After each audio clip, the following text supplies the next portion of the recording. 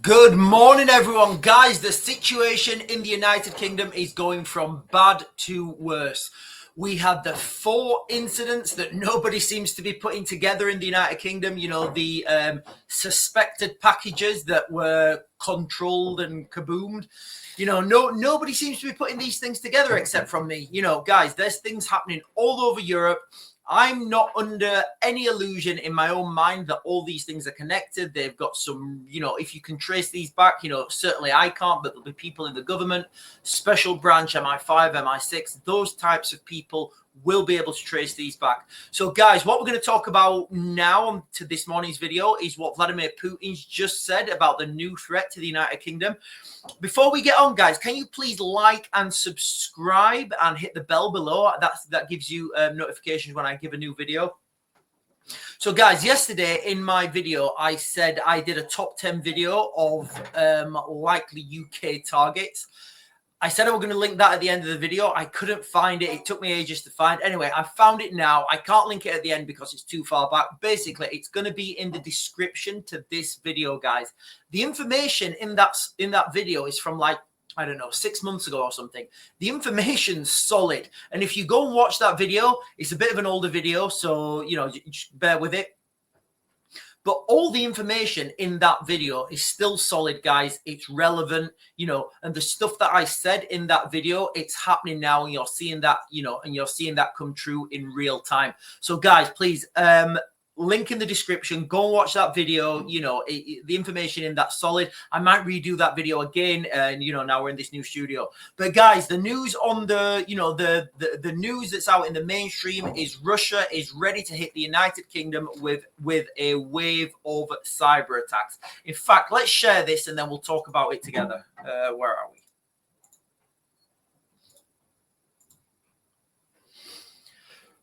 Russia ready to hit the United Kingdom with a wave of cyber attack. Ministers will warn. The UK is watching Russia, a minister will say, as he warns Moscow is prepared to launch cyber attacks and won't think twice about targeting British businesses. Now, Russia is, yeah, we've talked this. Now, they're talking here, guys, about a cyber attack on the energy system, on the energy grid. We're already vastly vulnerable as an energy grid. Again, guys, you know, I don't mean to keep referring back to another video, but these are all things I mentioned in that video. And it's really wild now, how 6 months later, people in government are saying, yes, maybe we are a little bit vulnerable. Guys, you know, this thing is coming. Chancellor of Duchy of Lancaster, Pat McFadden, will tell a NATO conference next week allies must not underestimate the threat Moscow poses in its hidden war. So what do I talk about, guys, all the time? I talk about asymmetric warfare, grey warfare, non-conventional warfare. This type of warfare is the threat to the United Kingdom. You know, the missiles, the long-range systems, they look cool, they get media attention. That's not what's coming, guys, okay? This is what's coming, and it's going to be, you know, it's going to be 1,000 little strikes rather than one big one, and this is going to have more effect. If the Russians launched one of these big missiles at the United Kingdom, we would identify it, we would launch back. This hidden war, this asymmetric war, and again, I talk about this in the video that's in the description.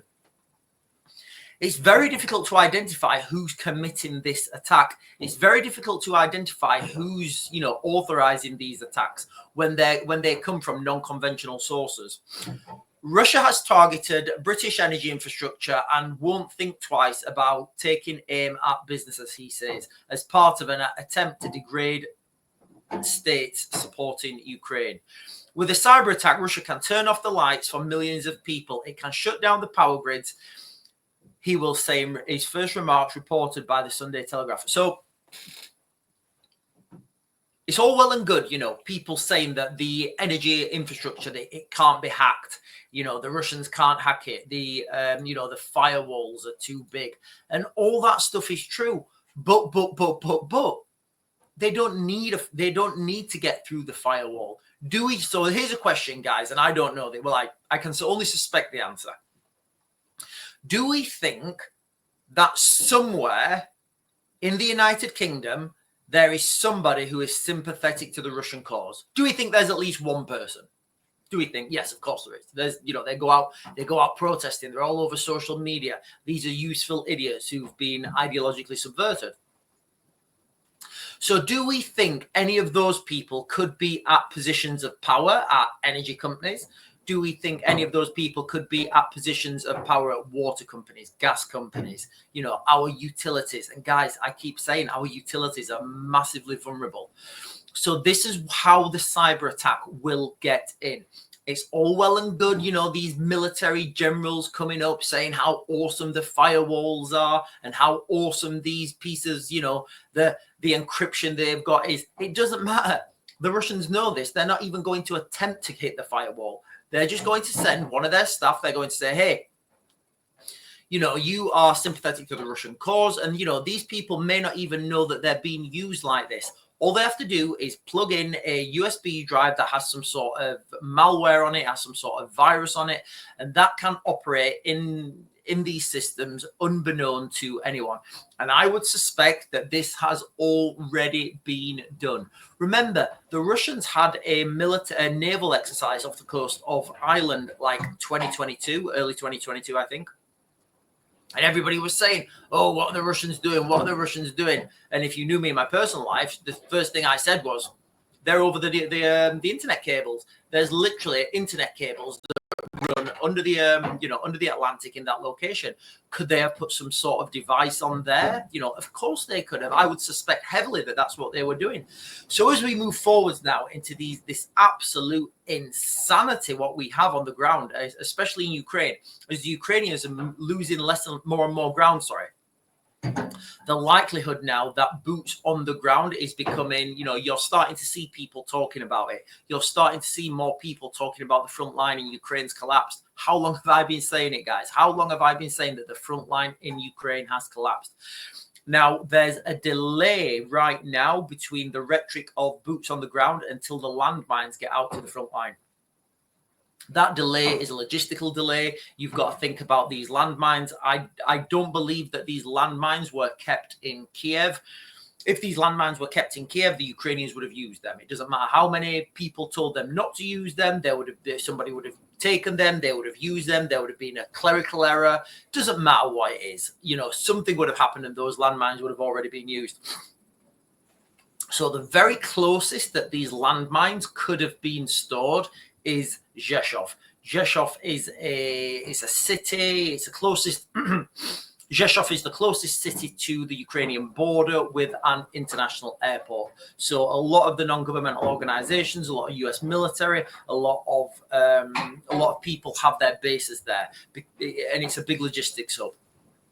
So that's the very closest that these landmines could have been held. Obviously, the furthest away would be the United States, but there's going to be a lag now. There's going to be a lag. It's going to take time for those landmines to get from point A to the front line. However long that takes, I genuinely don't know, because I don't know where these landmines were kept.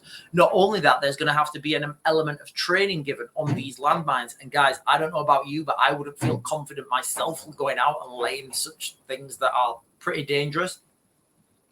But anyway, that's what's going to happen. So the Ukrainians are now going to have to bolster their front line with these landmines. Again, it's going to have little to no effect.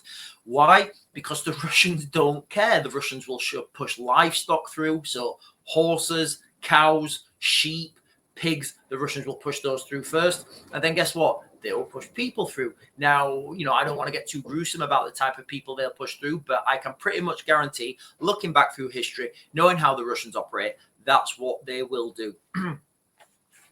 So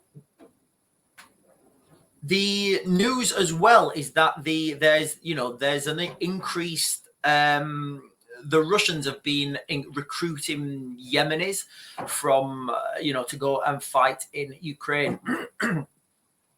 Now, this just builds up this picture now, guys, of a global conflict, a world war. We have got the potential now, any day now, that the North Koreans make entry. In fact, guys, I'll go onto the map in a minute. We've got the potential now for the North Koreans to make entry into this conflict any day now. If not, they may even be in there, guys. You know, the North Koreans may have even stepped foot in Ukraine. You've got Yemeni mercenaries in, well, you know, you've got the Russians, you've got media now reporting, I'll put the links in the description. You've got media reporting that the Russians are recruiting Yemeni mercenaries to go and fight in this war. Guys, this is escalating into a global conflict. There's no going back now. There's no stopping this, you know. There's no hope of peace talks. And I noticed a few of you guys in the comments, you know, you're saying once Donald Trump gets elected, he will have a peace deal. Okay, guys, I hope that's true. I don't think it's going to happen. I would bet, you know, if I was a betting man, I would say that's not going to happen. I would say things are just going to escalate further and further. And further that, I would say that when Donald Trump gets elected, it won't even make the slightest difference. If anything, I would say once Donald Trump gets elected, there will be more Russian aggression and more pushes from the Russians, because the Russians know that at some point the United States are going to pull the purse strings from the Ukrainian military-industrial complex. Sorry, guys, I'm not 100% caffeinated yet. So these acts of, how do we call them? I said top 10 civilian targets in the United. In fact, what's the video called? Hang on, guys, let me just get it up. World War III imminent, top 10 UK civilian targets. That was what the video was called, and I will put that video in the description. But these are the things that if you live in the United Kingdom, you need to be really worried about, because this is the reality. How many people do we have coming to this country every day that don't share our values, that don't share our ethos, that don't want to drink a warm beer sat on a Chesterfield settee, eating a cucumber sandwich? You know, they're the people we need. Unfortunately, they're not the people we're getting. And we are paying for all this, guys. To what end? Why? I guess that's a different video. You know, I've done lots of videos and I've said how with existing law, I could stop this migrant crisis overnight. I could stop it within 24 hours. Nobody else would come to the United Kingdom. Nobody else would, there'd be no more fatalities in the, in the English Channel. And I wouldn't be breaking any international laws. Further to that, I would be using existing international laws, international maritime laws. So the question is, why isn't this being doing? These people are flooding the United Kingdom, and these are the people that can be paid to do criminal acts. Now, I'm saying that every person that comes into the United Kingdom illegally is a criminal. Guys, that is literally the definition. If you do something illegally, you're a criminal. So if you enter the United Kingdom illegally, you're a criminal. That's kind of the legal definition. Now, I'm not saying these are good or bad people. I'm just saying that's the legal definition. Now, what I would say is for every 1,000, people that come to our shores in, every day, how many of those people would be willing to carry out an act of sabotage? How many of those people would, for example, be willing to go and buy some plasticine from a shop and put some wires in it and then leave it in a bag somewhere outside, I don't know, say a train station? How many of those people would be willing to do that for like £1,000? How many do we think? Do you think there's a lot? Do we think there's not many? And then you can build this network up. Once you start building this network and you start paying people, that's when, and at some point we would reach a critical mass where these things just happen anyway. So again, think about the cost, the cost and benefit of these sabotage attacks. How much do you think it will cost to fire one of these intercontinental ballistic missiles and hit the United Kingdom? Well, if you wanted to do that seriously, you wouldn't just fire one. You'd have to fire at least 6. You'd have to fire at least 6 of these systems if you was hoping not to get struck back, and you would get struck back.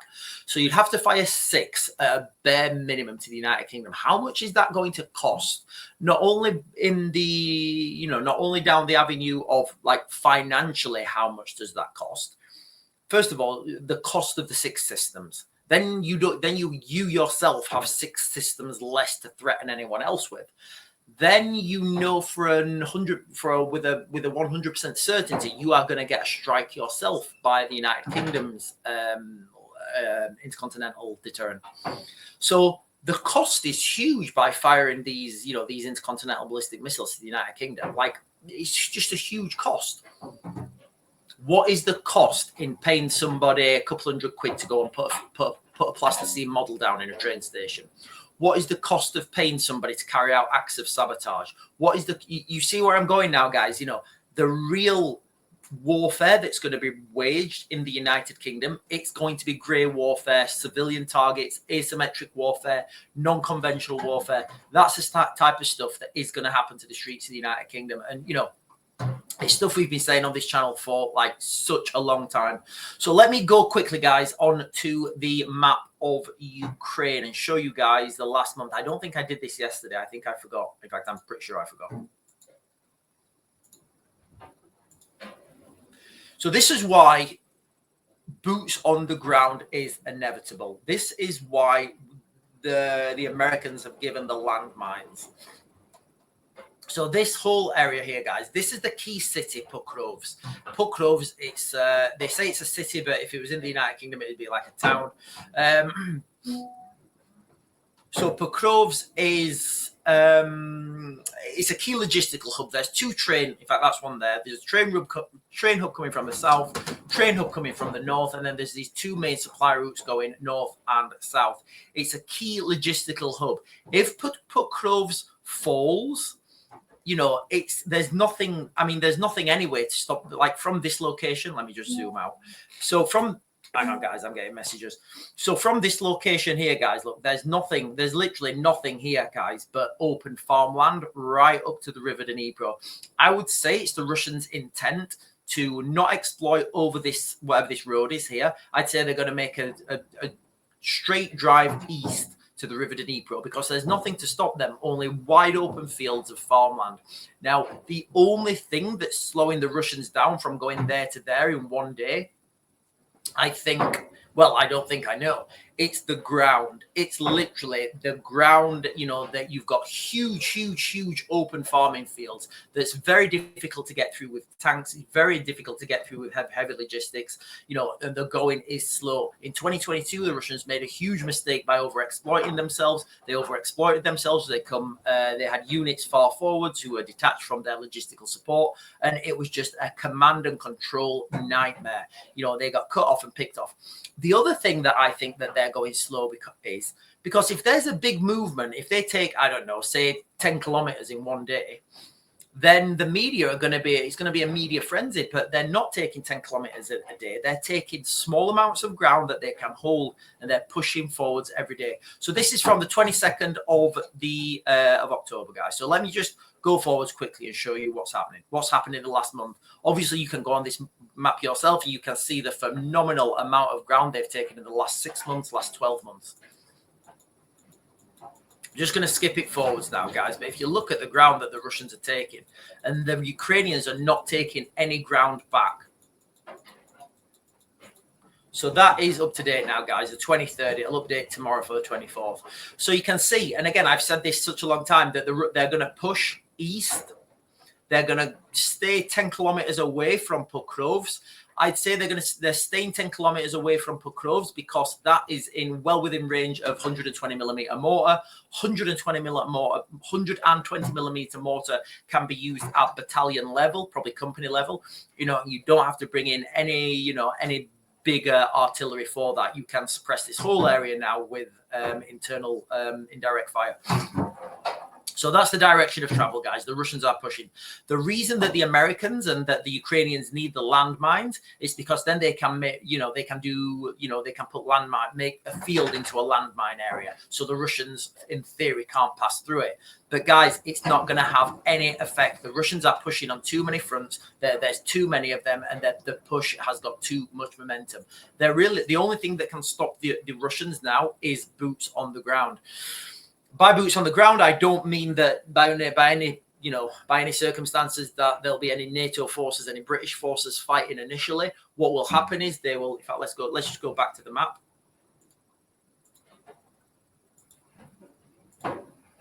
I would suspect, and I would say there's a good, that NATO forces would come into Ukraine and they would secure the area west of the Dnipro. So they would secure all this area, guys, okay, down by Transnistria, the northern corridor with Belarus, and that would give the Ukrainians then, who are in this area doing rear protection, that would give the Ukrainians there, the opportunity to go and reinforce the eastern flank, as you may.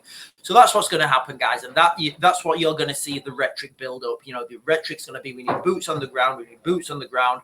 As soon as the landmines, wherever they are at the moment, there's Rzeszów, guys. So that's Rzeszów. That's the closest town. Sorry, that's the closest city with an international airport to the Ukrainian border. So a lot of the logistics goes into this region here, this Rzeszów, flown in obviously from wherever. There's a lot of non-government organizations. There's a lot of diplomatic contingencies out there. There's a lot of people in Rzeszów that then get ferried out to Ukraine. So that's kind of the situation there, guys, and why they need boots on the ground. Whether you agree with it or not, that's what's coming. Now, the landmines, they're going to have to get, I think the closest place they could be is Rzeszów. And even that, guys, there's a big question mark on it. If they're coming from the United States, it's only going to take a couple extra days, but they will have to be flown in from Rzeszów. Then they will have to go probably by, I don't know how they go. They either go to a town called Przemysl on the border, and then they will go through to Kiev on train. That's a 12-hour trip. Or they could just get picked up in trucks and go straight through to the border, straight through to Kiev. From Kiev, they would have to be trained on. Somebody would have to, unless these guys know how to use them, I would suspect not. They would have to get some sort of training, and then they would have to be deployed out to the front. This could take days at a minimum. I would say it's going to take weeks to get these landmines onto the front line. And once those landmines are onto the front line, the government, whoever's in charge, they need to understand how effective they're going to be. Again, I don't think they're going to be effective at all. Wow, this wind's building up. I don't think these things are going to be effective at all. I think the Russians are just going to push through them. They're going to circumvent them. The Ukrainians will either lay there. There could be a problem, an administration problem. There's lots of things that can go wrong. And the landmines in Ukraine now, guys, that is a last-ditch effort. It's not going to help, and you're going to see the rhetoric for boots on the ground. Now, as I've just showed you, the initial task, and it's all out there, guys. It's all out there in open mainstream media. The Europeans have a name for it. It's called the Military Assistance Mission Ukraine, or something like that, which it basically says, they've been calling to do military training in Ukraine rather than bring Ukrainian soldiers out of Ukraine and then take them back in, because that's causing administrational problems. And this has already been done. I would suspect that the training locations have already been found. I would say the staffing is already there, and I'd say this is already funded. So initially, when we're talking about boots on the ground, there's going to be a rear guard, that northern corridor with Belarus and to the west of Ukraine. There will also be a training contingent. Now, I've done many videos about this, guys. Part of training is operational mentoring. So initially, there will be training in Lviv or wherever, the west of Ukraine. And then with that training, once those guys are trained up to a certain standard, as part of mission creep, mission slip, there will be some sort of operational mentoring where the people who've trained those Ukrainian soldiers will go out on the front line with them. They will conduct a task. They will do task-specific training, and then they'll come back, retrain, and redeploy. Guys, that is the way things are going. That's the next rhetoric to look for. The situation's wild. Guys, please, if you're still here now, go and watch my last video, the video I've got in the description, the 10 civilian targets in the United Kingdom. Anyway, guys, I'm going to Max Grid, and I'll get you guys another video later.